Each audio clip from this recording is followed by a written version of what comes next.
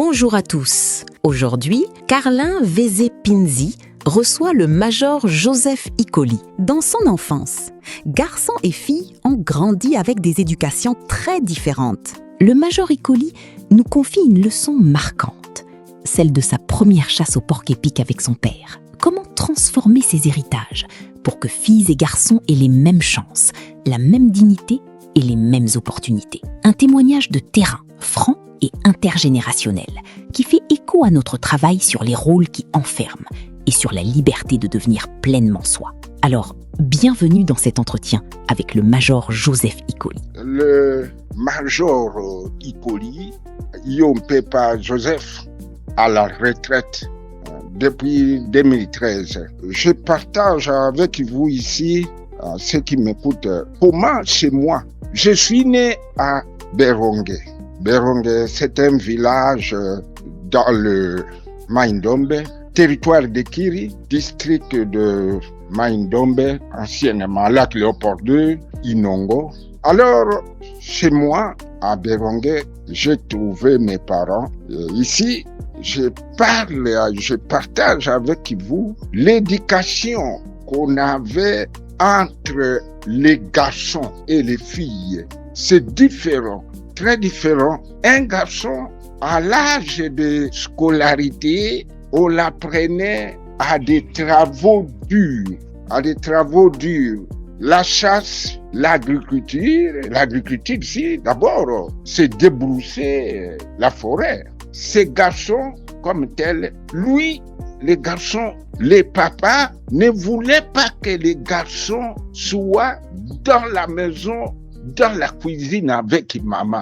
Non, maman a ses enfants, c'est-à-dire les filles. Les garçons est sous la paillote où se trouvent les papas. Il est avec les papas. C'est les papas qui utilisent les garçons à de leur allumer leur calebasse où ils fumaient de tabac. C'est les garçons qui allumaient. Quand papa veut fumer le tabac dans son calebasse là, il appelle le garçon, l'enfant garçon, l'allumer, lui apporte du feu. Et quand le garçon voulait rester avec sa maman comme un tout petit garçon, non mais il est insulté, des fois même. On appelle celui qui est plus âgé que lui, il le corrige par des fouets, par des gifles. C'est comme ça, nous, même moi-même, c'est comme ça que j'ai été éduqué. Un jour, moi, en tant que garçon, papa m'a appris un jour pour aller l'accompagner dans la chasse. Mon papa faisait la chasse de porc-épic. Mon papa s'appelait Bitumba Antoine. Il m'a fabriqué mon arc avec des flèches. Et ce jour-là, il m'a appris. Je suis allé avec lui. On avait deux chiens qui nous accompagnaient chaque fois. Et puis, arrivé à un endroit, les chiens changeaient leur comportement de marche. C'est-à-dire, les chiens ont senti l'odeur de cet endroit que les porc-épic étaient là. Et puis, on utilisait des trucs, des histoires comme des filets. On mettait là où il y avait des creusements, on mettait ces filets-là. Dans les cas où le porc-épic sortait, le porc-épic s'emballe dans ce filet-là automatiquement. Mais dans le cas où il dévie le filet, allez, c'est le chien qui prend maintenant place et il le poursuit jusqu'à l'arrêter. Alors papa m'a mis devant ce truc-là. Papa savait que le porc-épic va sortir justement là-bas. Et il m'a placé là-bas. Il m'a dit, ici, le porc-épic va sortir ici. Toi, tu te mets ici. Tu as ton arc, tu as tes flèches. Quand tu le vois sortir, tu lances. Je veux voir aujourd'hui. C'est la première bête que toi, tu vas tuer aujourd'hui. Et puis, justement, le porc-épic est sorti. J'ai relancé la flèche. Là, non. Mon âge, la flèche ne pouvait pas pénétrer le porc-épic dans sa peau. Et puis le porc-épic est parti, le chien l'a poursuivi. Et puis papa m'a gueulé automatiquement. Aujourd'hui, tu ne vas pas manger. Tu as laissé partir l'animal qu'on devait porter à la maison. Tu l'as fait partir. C'est toi qui l'as sauvé. Tu ne vas pas manger aujourd'hui quand on va arriver à la maison. Voilà, c'était ça. Mais Les garçons chez moi, chez nous, les garçons et la fille, leur éducation n'est pas la même. La fille suit la maman. La fille, son travail, c'est dans la maison, dans la cuisine avec maman. Préparer, accompagner maman au champ. Tout ce qui est ménage, la fille. Les garçons ne doivent pas faire le ménage. Les garçons ne doivent pas rester avec sa maman dans la cuisine, dans la maison. Non, maman ne peut pas appeler les garçons quand il est avec les papas.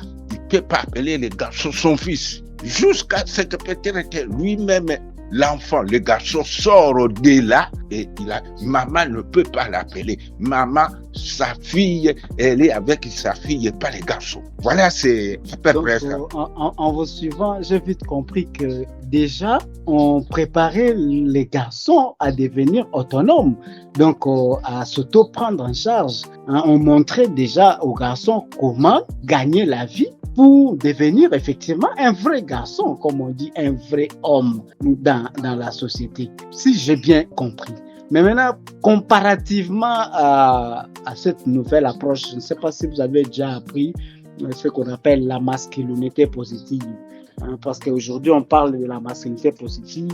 On voulait voir un peu, disons, comment cela pourrait aussi aider à améliorer cette manière-là de faire. C'est-à-dire, par exemple, on évite les garçons à s'approcher de la cuisine. Or, on sait que la vie nous réserve des surprises. Ces garçons-là, lorsqu'ils vont se marier, par exemple, nous sommes ici dans la ville. Si ces garçons-là continuaient, par exemple, s'ils n'apprenaient pas la cuisine et qu'ils se retrouvaient avec sa femme et que les garçons ne savent même pas comment cuisiner et sa femme est malade, comment s'y prendre? Voilà pourquoi je voulais un peu savoir comment vous appréciez l'approche qui est à la masculinité positive qui vient et susciter un peu la réflexion critique aux hommes et aux garçons, de comprendre que la manière dont on faisait à l'époque, la manière traditionnelle d'une manière générale, ça n'aidait pas et les garçons et la fille vraiment à devenir autonomes sur tous les plans. Comment vous appréciez? L'approche de masculinité, c'est maintenant, mondialisation, que nous arrivons. J'arrive aujourd'hui à entendre parler de masculinité. Ça va, c'est très bien, une très bonne chose. L'inégalité qui était à l'époque entre filles et garçons, non, ça ne devait pas être comme ça. Parce que la fille n'avait pas même droit aux études. C'est les garçons qui avaient droit aux études. Et aujourd'hui, quand vous voyez, ils sont tous les deux, et garçons et filles.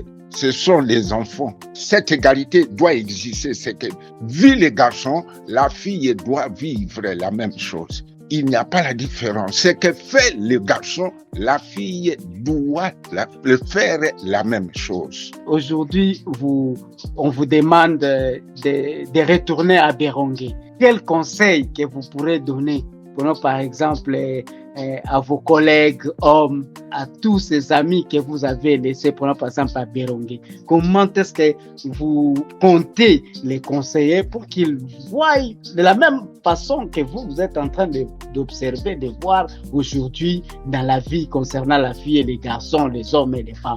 Je leur dirais tout simplement l'inégalité que nous avons reçue de nos parents entre nous, garçons ou hommes, et les filles, femmes, ça ne doit pas exister. Nous sommes tous la même chose.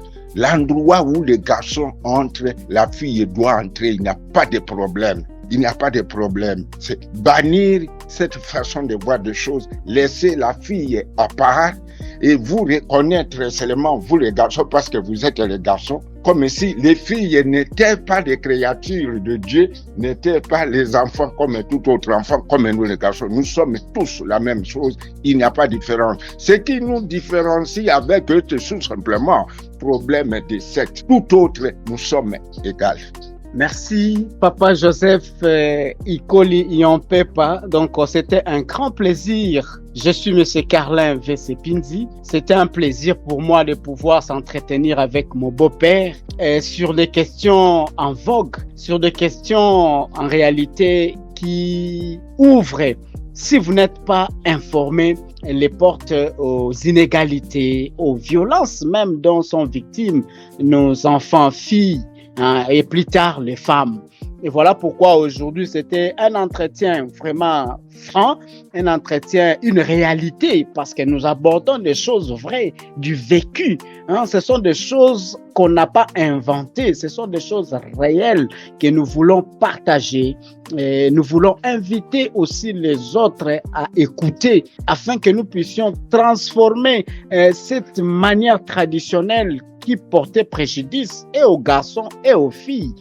Aujourd'hui, des hommes et des femmes qui n'arrivent pas à s'en sortir dans la vie. Pourquoi? Parce que c'est à l'origine. Donc, ce n'est pas de leur faute, c'est à l'origine. Et voilà pourquoi nous voulons vraiment transmettre ces messages pour que nous puissions redéfinir la manière de socialiser la fille, la manière de socialiser le garçon. Élevons les filles et les garçons de la même manière. Parce que tout ce que la fille peut faire, le garçon peut le faire. Tout ce que l'homme peut faire, la femme est capable aussi de le faire. Ce qui nous différencie, c'est seulement sur le plan biologique. C'est ça, donc, le fait d'être inné. Nous avons des fonctions biologiques qui sont innées, que le Seigneur nous a attribuées. Mais tout ce que nous avons trouvé ici sur Terre, dans le monde, et je pense que nous devons voir à la même direction. Et que les droits humains, ce ne sont pas des droits réservés uniquement aux hommes. Non, ce sont des droits humains. Ça concerne les hommes, les femmes, les filles et les garçons. Nous devons offrir aux filles, aux garçons, les mêmes opportunités, les mêmes chances et puis le même traitement en termes de droits humains. Et surtout, nous devons voir à la lumière de l'accessibilité égale et au contrôle égal à la terre. Donc, c'est comme ça que nous allons bâtir des mondes justes, des mondes où on ne parlerait pas des inégalités comme l'a si bien évoqué mon beau-père. Donc, les inégalités constituent des freins énormes à l'épanouissement de nos sociétés, de nos nations. Et qu'aujourd'hui, notre pays, à la tête du gouvernement chapeauté par la femme. Et seulement si les filles et les femmes étaient déjà à l'école à l'époque, que serait notre pays? Voilà pourquoi nous vous invitons à continuer des réflexions critiques. Nous ne sommes pas contre toutes les normes, mais nous voulons simplement identifier ces normes-là inégalitaires, ces normes-là discriminatoires qui empêchaient, prenons par exemple la fille à aller à l'école, qui empêchait, prenons par exemple chez les Congo, un oncle ne puisse pas scolariser ses propres enfants, mais qu'il puisse aller scolariser les enfants de sa sœur. Imaginez-vous. Donc, ce sont des aspects pareils où nous devons vraiment critiquer et trouver des voies et moyens pour que nous puissions avoir un monde juste. En tout cas, un grand merci. Aujourd'hui, nous sommes pratiquement à terme de notre émission et que la masculinité positive aujourd'hui qui est portée par le pays puisse vraiment être intégrée dans tous les domaines, dans toutes les sphères de la vie pour que nous puissions revoir un peu le passé et transformer ce que nous avons vécu, mais cette fois-là de manière positive, cette fois-là de manière égalitaire, cette fois-là dans la dignité et dans le respect mutuel. Papa Joseph Ikoli Inyompepa, avez-vous un dernier mot pour pouvoir saluer, prenons par exemple les enfants, saluer toutes les bonnes personnes que vous pensez à travers cette émission? Merci à tous mes enfants. Je vous salue tous. Que Dieu vous protège encore de plus. Que Dieu plonge nous tous notre vie, qui plonge notre séjour sur la terre. Je te salue mon petit frère Bitumba Biampoulou, Gabi. Je salue ta famille. Je salue mes sœurs, mes nièces. Ils sont tous, vous êtes tous, si vous allez m'écouter, à Kingaboua, où vous êtes toutes. Merci beaucoup.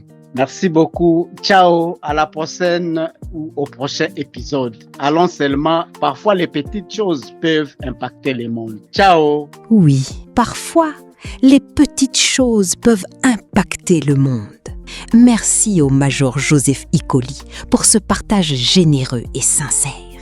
Si ce témoignage vous a touché, laissez un commentaire et partagez votre propre histoire d'enfance ou de transmission. Découvrez nos outils concrets pour une masculinité positive, dont l'e-book « Libérez-vous du costume de pierre ». À très bientôt pour la suite. avec Carlin Vézi-Pinzi.